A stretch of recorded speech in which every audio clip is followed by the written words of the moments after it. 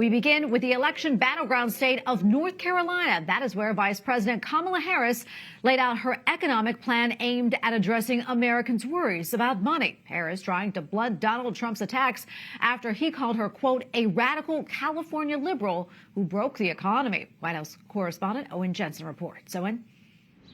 Tracy, good evening to you. Vice President Kamala Harris talking money and dollars in Raleigh, North Carolina today. This as year-over-year inflation reached its lowest level in more than 3 years. But food prices are still 21% above where they were just 3 years ago. In Raleigh, North Carolina, Vice President Kamala Harris discusses tax breaks and lowering costs. Together, we will build what I call an opportunity economy. Included on her list of proposals, $25,000 in down payment help for certain first-time home buyers, expanding the child tax credit to up to $3,600, and $6,000 for children in their first year of life. But many of the changes would require the approval of lawmakers. After years of polling showing that Americans are worried about inflation, Harris also wants a federal ban on price gouging on groceries. Many of the big food companies are seeing their highest profits in 2 decades. And while many grocery chains pass along these savings, others still aren't.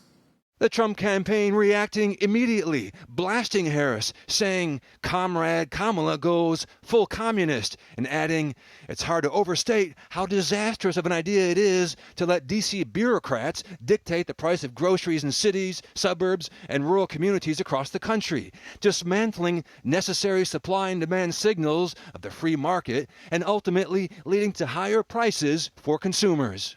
Meanwhile, Trump running mate JD Vance appearing in another battleground state, Wisconsin, speaking at the Milwaukee Police Association, and afterward holding a news conference confident in a victory come November. Right, we have a little bit less than 90 days to make our case to the American people, to persuade them that our policies are going to make their lives better. And again, I think you contrast the failed leadership of Kamala Harris with the peace and prosperity of Donald Trump. I don't think there's any doubt we're going to win this race. For Harris, her plans constituting the first major policy proposal she has released since President Joe Biden, seen here today headed for Philadelphia, bowed out of the race. Now, ahead of next week's Democratic National Convention in Chicago, the Harris campaign is kicking off hundreds of events across battleground states, calling it a weekend of action. And tomorrow afternoon in Wilkes-Barre, Pennsylvania, Donald Trump will be holding a rally. And then on Monday, Trump will be in York, Pennsylvania.